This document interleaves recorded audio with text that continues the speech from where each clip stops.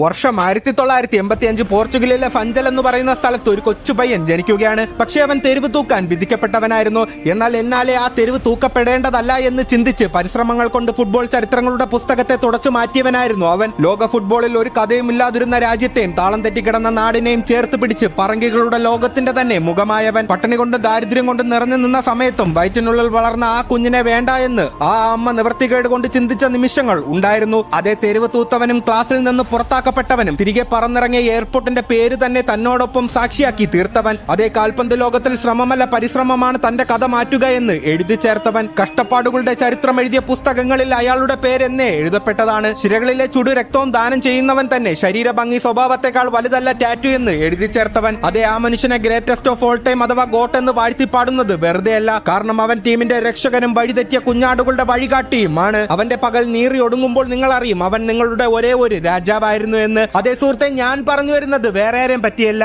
His name is Cristiano Ronaldo.